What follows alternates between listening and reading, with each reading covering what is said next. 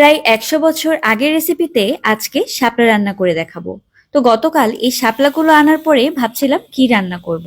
তো এক পর্যায়ে আমি আমার কাজের খালাকে শাপলাগুলো দিয়ে দিতে গিয়েছিলাম। তো উনি বলল, খালা আপনাকে আজকে এমন একটা রেসিপি শিখিয়ে দিচ্ছি যেভাবে শাপলা রান্না করলে শুধু খেতেই থাকবেন।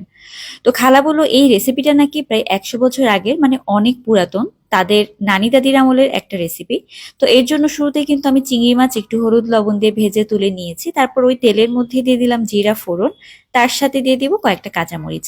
এই রান্নায় কিন্তু পেঁয়াজ, রসুন, ধনিয়া এগুলো কিছুই ব্যবহার করা লাগবে না। আর এখন আমি শাপলাগুলোকে দিয়ে দিচ্ছি।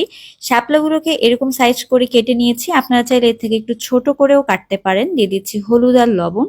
শাপলাটাকে খুব ভালোভাবে ধুয়ে নিয়েছি। এখন এই হলুদ লবণ সহকারে শাপলাটাকে কিছুক্ষণের জন্য ভেজে নিতে হবে। আমি তো আগে শাপলা খেতামই না, যখনই এইভাবে রেসিপিটা করেছি আমার এত ভালো লেগেছে, আমি আজকে আবার বলেছি শাপলা আনতে। আর এইভাবে শাপলা রান্না করলে আসলে অনেক মজা হয়, কারণ শাপলা রান্না করার পরে অনেকটা পানি পানি স্বাদ লাগে, খেতে কিন্তু তেমন একটা মজার হয় না। তবে এভাবে রান্না করলে বেশ ভালো লাগে। এরপর আমি ঢাকনা দিয়ে রেখেছিলাম। ঢাকনা দিয়ে রাখার পরে শাপলা থেকে ভিতর থেকে যে পানিটা সেটা বের হয়ে গিয়েছে। শাপলা রান্নায় কিন্তু এক্সট্রা ভাবে পানি ব্যবহার করা লাগে না, শাপলার ভিতর থেকে যে পানিটা বের হয় সেটা দিয়ে খুব ভালোভাবে সেদ্ধ হয়ে যায়। তো আমি কিছুক্ষণ ঢাকনা দিয়ে রেখেছিলাম, আর ঢাকা দিয়ে রাখার পরে কিন্তু অনেকটা পানি বের হয়েছে। এখন এই পানিটাকে একদম ভালোভাবে যখন শুকনা শুকনা করে নিতে হবে, যতক্ষণ না পর্যন্ত পানিটা শুকিয়ে যায়। আর দেখতেই পাচ্ছেন অনেকটাই কিন্তু পানি শুকিয়ে এসেছে এবং শাপলাটাও বেশ নরম হয়ে এসেছে। আমি একটু ভালোভাবে চামচ দিয়ে এভাবে একটু নেড়ে চেড়ে মিশিয়ে নিচ্ছি, আর এতে করে শাপলাটা ভালো করে মিশে যাবে। আমি এখানে চিংড়ি মাছ, ভাজা চিংড়ি মাছগুলো দিয়ে দিচ্ছি।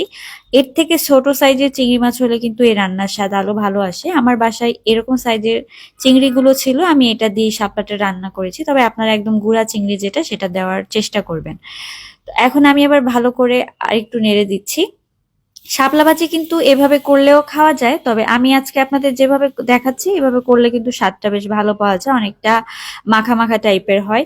আর এখন যেটা দেখছেন এটা হচ্ছে চালের গুঁড়া, আমি পানি দিয়ে একটু ভালো করে গুলে নিয়েছি। এবার এই চালের গুঁড়ো সহকারে পানিটা আমি দিয়ে দিচ্ছি ভিতরে।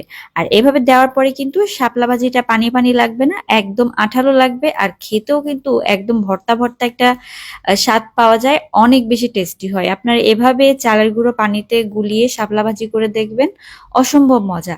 এছাড়া যে কোনো পানি তরকারি এরকম করে রান্না করলে কিন্তু খেতে বেশ ভালোই লাগে। আর এটা রান্না করার পরে আমার এত ভালো লেগেছে, খেয়ে একেবারে ভিন্ন ধরনের একটা স্বাদ, আর এক্সট্রা বেশি মশলা কোনো ব্যবহার করা হয় না। এইরকম কম মশলায় অসাধারণ স্বাদের একটা শাপলা রান্না করা যায়। তো আশা করি আপনাদের এই শাপলা রান্নাটা অনেক ভালো লেগেছে। এই শাপলা এখন বাজারে পাওয়া যাচ্ছে, আপনারা কিন্তু অবশ্যই এভাবে একবার বাসায় ট্রাই করতে পারেন, আপনাদের অনেক বেশি ভালো লাগবে। সবাই ভালো থাকবেন। আল্লাহ হাফেজ।